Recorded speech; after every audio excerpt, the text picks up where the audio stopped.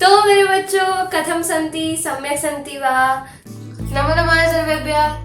मी नवज्योतिचा मी योसिनिया। तो शुरू करते गाइस।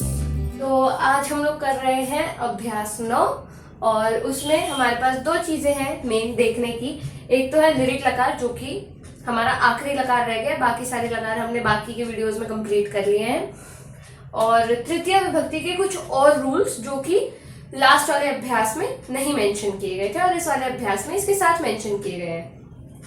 तो लिरिक लकार होता है फ्यूचर टेंस के लिए, तो अब हम फ्यूचर टेंस करेंगे। सबसे पहले हम लिरिक लकार अलग से देखेंगे, इसके सेंटेंसेस पहले, देन उसके बाद हम आएंगे तृतीय विभक्ति के बाकी बचे हुए रूल्स पे। तो अगर आप इन्हें साथ साथ नोट डाउन करेंगे तो अच्छा होगा। और मैं आपको बुक का जो शब्दकोश शब्दावली है वो दिखा देती हूँ। ठीक है, तो अब मैं यहाँ पर आपको सेंटेंसेस लिखकर मिलती हूँ। और यस, तो ये है 3 सेंटेंसेस। इसके आगे के जो दो जो सेंटेंसेस है वो आपको स्वयं बनाने हैं। तो ये हम बनाते हैं सह, वह का हो जाता है सह, ठीक है। पढ़ेगा यानी कि अभी ना पढ़ रहा है ना पहले पढ़ा है, हमें कुछ नहीं पता है, ये पढ़ेगा जरूर, ये हमको पता है। तो पठ धातु का जो लिरिक लकार में चलता है वो चलता है पठिष्यति, पठिष्यतः, पठिष्यन्ति। यहाँ पर केवल एक व्यक्ति है, एक करता है, तो यहाँ पर आ जाएगा पठिष्यति, पठिष्यति, ठीक है। यहाँ पर तुम पढ़ोगे, तुम पढ़ोगे, तुम का हो गया त्वम। पठिष्यति, पठिष्यतः, पठिष्यन्ति, पठिष्यसि, पठिष्यथः, पठिष्यत्, ठीक है। तो यहाँ पे आ जाएगा पठिष्यसि। क्यों? क्योंकि मध्यम पुरुष लगेगा, क्योंकि यहाँ पर त्वम का प्रयोग हुआ है और त्वम के साथ तो मध्यम पुरुष ही लगता है, ठीक है। मैं पढ़ूंगी, पक्का पढ़ूंगी, ठीक है। पढ़ूंगी तभी तो पढ़ाऊंगी, ठीक है। तो अहम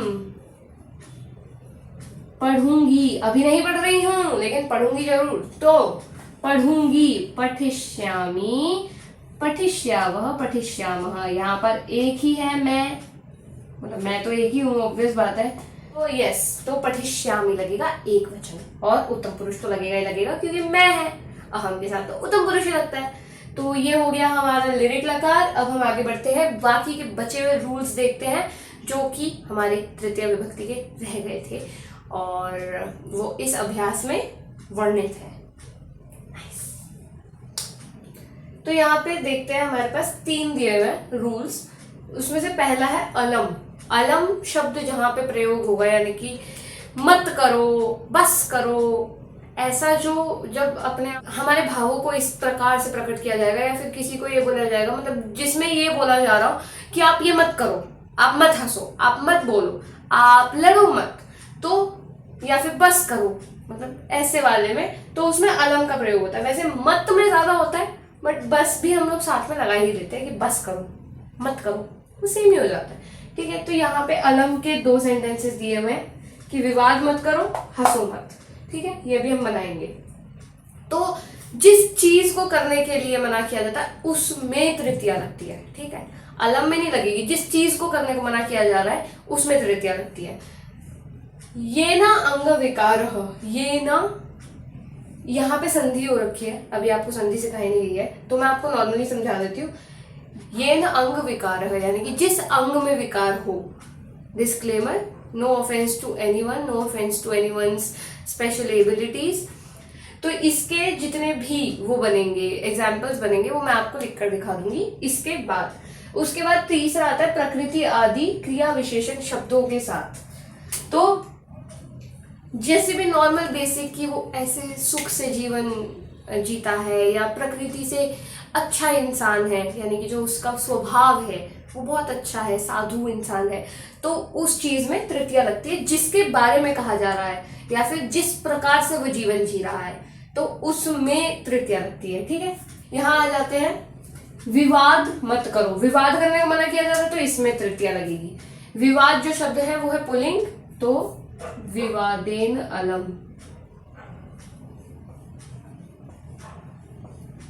विवादेन अलम, यानी कि विवाद मत करो, हंसो मत। हंसो मत का होगा हसीतेन अलम, हसीतेन अलम, हसीतेन अलम। ठीक है, ये हो गया।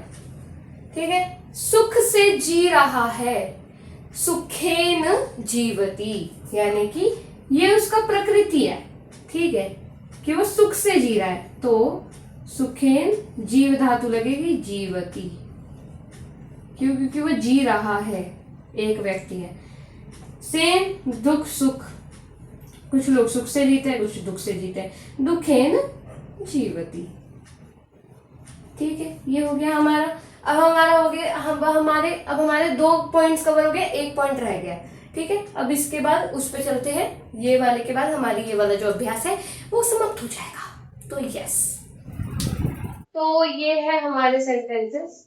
तो ये ना अंग विकार, अब हमें क्या होता है कि जिस अंग में विकार होता है, जिस अंग में त्रुटि होती है या फिर कुछ कमी कह सकते हो, जो कि उन्हें अलग ही स्पेशल एबिलिटी से नवाजा जाता है, बट जिस अंग में विकार होता है उसमें तृतीया विभक्ति लगती है यहाँ। तो जैसे कि अगर कोई काना है तो नेत्र से काना है, बहरा है तो कान से बहरा है, गूंगा है तो मुख से गूंगा है। तो ये वो वाले हैं सेंटेंसेस जो कि कॉमनली यूज होते हैं।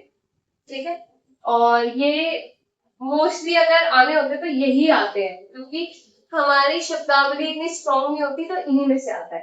ठीक है, नेत्रेण, क्यों? क्योंकि नेत्र से काना है, नेत्रेण काणः।